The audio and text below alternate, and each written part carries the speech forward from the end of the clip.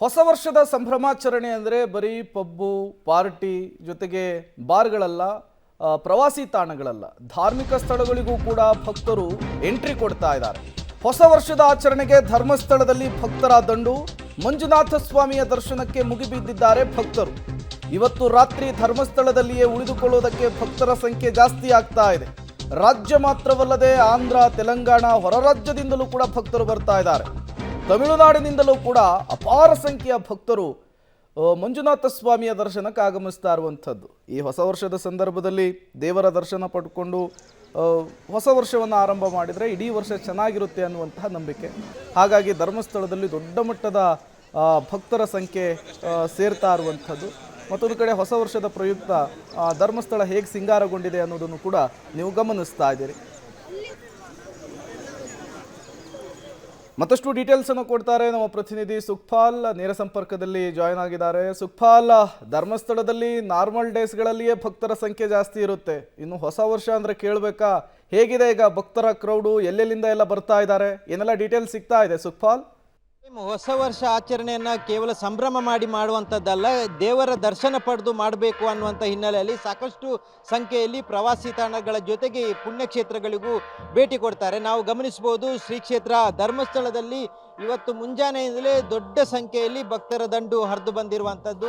ಹೊಸ ವರ್ಷದ ಆಚರಣೆಗಾಗಿ ದೇವಸ್ಥಾನವನ್ನು ಸಂಪೂರ್ಣ ಶೃಂಗಾರಗೊಳಿಸಲಾಗಿದೆ. ಅದರ ಜೊತೆಗೆ ಭಕ್ತರು ಕೇವಲ ಕರ್ನಾಟಕ ಮಾತ್ರ ಅಲ್ಲ, ತೆಲಂಗಾಣ, ಆಂಧ್ರ, ತಮಿಳುನಾಡು ಈ ಭಾಗದಿಂದಲೂ ಹೆಚ್ಚಿನ ಜನ ಬಂದಿರುವಂಥದ್ದು. ಜೊತೆಗೆ ಬೆಂಗಳೂರು, ಮೈಸೂರು, ಹುಬ್ಳಿ, ಮಂಡ್ಯ ಈ ಭಾಗದಿಂದ, ಜೊತೆಗೆ ಉತ್ತರ ಕರ್ನಾಟಕ ಭಾಗದಿಂದ ಹೆಚ್ಚಿನ ಸಂಖ್ಯೆಯಲ್ಲಿ ಭಕ್ತರು ಈ ಕ್ಷೇತ್ರಕ್ಕೆ ಆಗಮಿಸಿದ್ದಾರೆ. ಇವತ್ತು ರಾತ್ರಿ ಇಲ್ಲೇ ವಾಸ್ತವ್ಯ ಹೂಡಿ ಹೊಸ ವರ್ಷ ಅಂದರೆ ನಾಳೆಯ ದಿನ ಬರುವಂಥ ಹೊಸ ವರ್ಷ ಏನಿದೆ ಅವತ್ತು ಮಂಜುನಾಥನ ಸನ್ನಿಧಿಯಲ್ಲೇ ಇರಬೇಕು ಅನ್ನುವಂಥ ಕಾರಣಕ್ಕಾಗಿ ಇಷ್ಟೊಂದು ದೊಡ್ಡ ಸಂಖ್ಯೆಯಲ್ಲಿ ಭಕ್ತರು ಈ ಕ್ಷೇತ್ರಕ್ಕೆ ಆಗಮಿಸಿದ್ದಾರೆ. ಇವತ್ತು ರಾತ್ರಿ ವಾಸ್ತವ್ಯವನ್ನು ಹೂಡ್ತಾರೆ. ಇವತ್ತು ರಾತ್ರಿ ವಿಶೇಷವಾಗಿ ಈ ವರ್ಷದ ಕೊನೆಯ ರಥೋತ್ಸವ ಜೊತೆಗೆ ಕೊನೆಯ ಪಲ್ಲಕ್ಕಿ ಸೇವೆ ಜೊತೆಗೆ ವಿಶೇಷ ಪೂಜೆಗಳು ಇವತ್ತು ರಾತ್ರಿ ನಡೀತದೆ ಸುಮಾರು 12 ಗಂಟೆ ಸುಮಾರಿಗೆ. ಆ ಸಂದರ್ಭದಲ್ಲಿ ಹೆಚ್ಚಿನ ಸಂಖ್ಯೆಯಲ್ಲಿ ಭಕ್ತರು ಈ ಕ್ಷೇತ್ರಕ್ಕೆ ಆಗಮಿಸ್ತಾರೆ. ಈಗಾಗಲೇ ನೀವು ಗಮನಿಸಬಹುದು, ಕ್ಯೂ ಅಲ್ಲಿ ಬೆಳಿಗ್ಗೆಯಿಂದಲೇ ನಿಂತಿರುವಂಥ ಸಾವಿರಾರು ಮಂದಿ ಭಕ್ತರು ಈಗ ದರ್ಶನವನ್ನು ಪಡೆದಿದ್ದಾರೆ. ಮತ್ತೆ ಅವರು ದರ್ಶನ ಪಡೆದು ಇವತ್ತು ಇಲ್ಲೇ ವಾಸ್ತವ್ಯ ಹೂಡಿ ಮತ್ತೆ ಬೆಳಿಗ್ಗೆ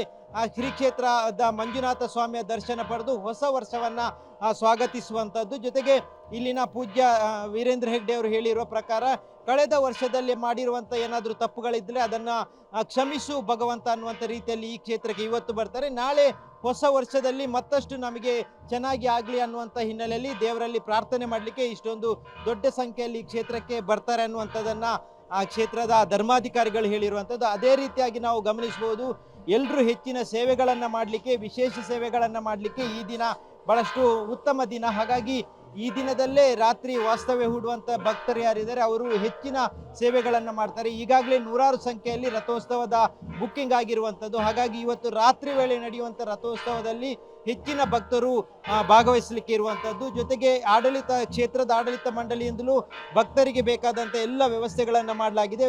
ವಾಸ್ತವ್ಯ ಹೂಡಲಿಕ್ಕೆ ಬೇಕಾದಂಥ ಕೊಠಡಿಗಳ ವ್ಯವಸ್ಥೆ ಆಗಿರ್ಬೋದು ಅಥವಾ ಅನ್ನದಾನದ ಸೇವೆ ಆಗಿರ್ಬೋದು, ಇದಕ್ಕೆಲ್ಲ ರೀತಿಯಾದಂಥ ತಯಾರಿಗಳನ್ನು ದೇವಸ್ಥಾನದ ವತಿಯಿಂದ ಮಾಡಲಾಗಿದೆ. ಜೊತೆಗೆ ಭಕ್ತರು ಹರಕೆ ರೂಪದಲ್ಲಿ ಕೊಟ್ಟಿರುವಂಥ ಹೂವಿನ ಅಲಂಕಾರವನ್ನು ನೀವು ಗಮನಿಸಬಹುದು. ಇಡೀ ಧರ್ಮಸ್ಥಳದ ಆಸುಪಾಸಲ್ಲಿ ಜೊತೆಗೆ ದೇವಸ್ಥಾನದ ಒಳಗೆ ಹೊರಗೆ ಎಲ್ಲವೂ ಈ ರೀತಿಯಾದಂಥ ಶೃಂಗಾರವನ್ನು ಬೆಂಗಳೂರಿನ ಭಕ್ತರು ಉಚಿತವಾಗಿ ಕ್ಷೇತ್ರದ ಸೇವೆ ರೂಪದಲ್ಲಿ ಮಾಡಿರುವಂಥದ್ದು. ಹಾಗಾಗಿ ಭಕ್ತರು ಇವತ್ತು ಹೊಸ ವರ್ಷವನ್ನ ಆಚರಣೆ ಮಾಡಲಿಕ್ಕೆ ಕೇವಲ ಬೇರೆ ಬೇರೆ ಕಡೆಗಳಿಗೆ ಹೋಗಿ ಆಚರಣೆ ಮಾಡುವುದಲ್ಲ, ಪುಣ್ಯಕ್ಷೇತ್ರಗಳಲ್ಲಿದ್ದು ಆಚರಣೆ ಮಾಡಬೇಕು ಅನ್ನುವಂಥ ಹಿನ್ನೆಲೆಯಲ್ಲಿ ಇಷ್ಟೊಂದು ದೊಡ್ಡ ಸಂಖ್ಯೆಯಲ್ಲಿ ಈ ಕ್ಷೇತ್ರಕ್ಕೆ ಭಕ್ತರಾಗಿ ಆಗಮಿಸಿರುವಂಥದ್ದು. ಈ ಕ್ಷೇತ್ರವು ಭಕ್ತರಿಗೆ ಬೇಕಾದಂಥ ಎಲ್ಲ ವ್ಯವಸ್ಥೆಗಳನ್ನು ಕಲ್ಪಿಸಿರುವಂಥದ್ದು. Prem. Okay, thank you Sukhpal ತಮ್ಮೆಲ್ಲ ಮಾಹಿತಿಗಾಗಿ. ಮಂಜುನಾಥ ಸ್ವಾಮಿಯ ಸನ್ನಿಧಾನದಲ್ಲಿ ಹೊಸ ವರ್ಷದ ಸಂಭ್ರಮಕ್ಕೆ ಯಾವ ರೀತಿಯ ಪೂಜೆ ಇರುತ್ತೆ, ಏನೆಲ್ಲ ವಿಶೇಷತೆಗಳಿರುತ್ತೆ ಅಂಥೇಳಿ ಧರ್ಮಸ್ಥಳದ ಧರ್ಮಾಧಿಕಾರಿಯ ಜೊತೆಗೆ ನಮ್ಮ ಪ್ರತಿನಿಧಿ ಒಂದು ಚಿಟ್ಚಾಟನ್ನು ನಡೆಸಿದ್ದಾರೆ. ಬನ್ನಿ ನೋಡ್ಕೊಂಡು ಬರೋಣ. ಆಚರಣೆಗೆ ದೇಶದಾದ್ಯಂತ ಎಲ್ಲ ತಯಾರಿಗಳು ನಡೀತಾ ಇದೆ. ಅದರ ಜೊತೆಗೆ ಭಕ್ತರು ಪುಣ್ಯಕ್ಷೇತ್ರಗಳಿಗೆ ಭೇಟಿ ಕೊಡ್ತಾ ಇದ್ದಾರೆ. ಅದರಲ್ಲೂ ಪ್ರಮುಖ ಪುಣ್ಯಕ್ಷೇತ್ರ ಆಗಿರುವಂಥ ಶ್ರೀ ಕ್ಷೇತ್ರ ಧರ್ಮಸ್ಥಳಕ್ಕೆ ಹೆಚ್ಚಿನ ಭಕ್ತರು ಆಗಮಿಸ್ತಿದ್ದಾರೆ. ಹೊಸ ವರ್ಷವನ್ನು ಇಲ್ಲೇ ಆಚರಿಸಬೇಕು ಅನ್ನುವಂಥ ಹಿನ್ನೆಲೆಯಲ್ಲಿ. ಹೀಗಾಗಿ ನಮ್ಮ ಜೊತೆ ಶ್ರೀ ಕ್ಷೇತ್ರದ ಧರ್ಮಾಧಿಕಾರಿ ಡಾಕ್ಟರ್ ಡಿ ವೀರೇಂದ್ರ ಹೆಗ್ಡೆ ಅವರಿದ್ದಾರೆ. ಅವ್ರ ಹತ್ರನೇ ಮಾತಾಡಿಸುವ. ಹೊಸ ವರ್ಷ ಬರ್ತಾ ಇದೆ, ನಿಮ್ಮ 2 ಮಾತುಗಳು.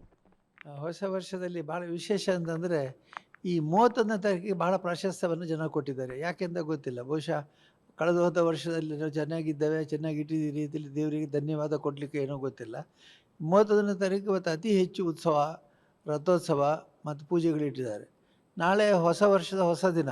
ಆದರೆ ಹೊಸ ದಿನಕ್ಕೆ ಜನ ಇಲ್ಲಿ ಬರ್ತಾರೆ, ದರ್ಶನ ಮಾಡ್ತಾರೆ, ಪ್ರಸಾದ ತೆಗೆದುಕೊಳ್ತಾರೆ, ಪ್ರಾರ್ಥನೆ ಮಾಡಿಕೊಳ್ತಾರೆ. ಹೊಸ ವರ್ಷ ಒಳ್ಳೆಯದಾಗಲಿ, ಏನೇ ಸಮಸ್ಯೆಗಳು ಬಂದರೂ ಪರಿಹಾರ ಮಾಡೋ ಶಕ್ತಿ ಕೊಡಪ್ಪ ಅಂತೇಳಿ ದೇವರಲ್ಲಿ ಪ್ರಾರ್ಥನೆ ಮಾಡ್ತಾರೆ.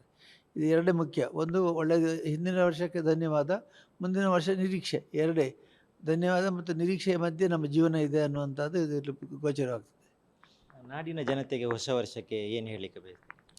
ಹೊಸ ವರ್ಷ ಅಂದರೆ ಯಾವತ್ತೂ ಕೂಡ ಒಂದು ಸುಖವಾಗಿರಬೇಕಾದ್ರೆ ಸಿಹಿ ಮತ್ತು ಕಹಿ ಎರಡೂ ಕೂಡ ಇರಬೇಕು. ಒಂದೇ ಇರಲಿಕ್ಕೆ ಆಗೋದಿಲ್ಲ.